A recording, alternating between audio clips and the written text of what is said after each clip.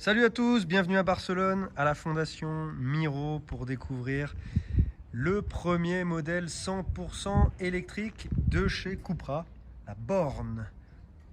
Et la voici de face. Je sais pas ce que vous en pensez, mais moi je trouve qu'elle a un petit air de 208, de l'ancienne génération de la 208. Plutôt pas mal, avec une recherche stylistique particulièrement développée.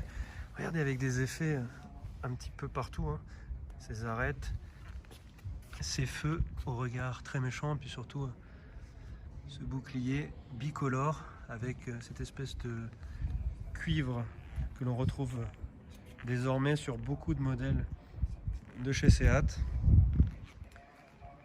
Voilà, on va vous la montrer de profil avec pareil des jantes qu'on a déjà vues dans le même style sur la Léon. Petit élément de style encore sur les bas de caisse et derrière les vitres postérieures, et puis le 3/4 arrière avec ce grand bandeau lumineux pour les feux. Là encore, c'est quelque chose qu'on a déjà vu sur les précédents modèles de chez Cupra. Un diffuseur aussi pour souligner le côté sportif. Petit béquet de toit. Encore une fois, des lignes travaillées. Un dessin assez sportif, assez dynamique, que l'on retrouve aussi à l'intérieur. On va monter à bord. Regardez. C'est assez original. Une grande tablette tactile pour gérer tout ce qui est infodivertissement et une petite instrumentation de bord.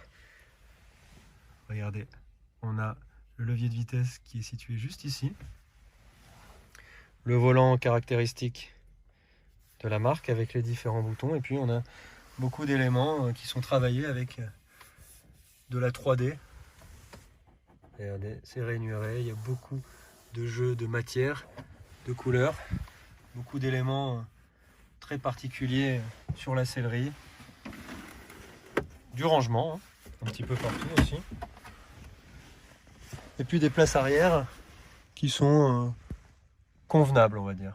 4,32 m de long pour cette berline compacte, proposée plusieurs motorisations, 150 chevaux, 204 chevaux et 231 chevaux, avec un overboost et une autonomie qui va jusqu'à 540 km, 780 km en ville.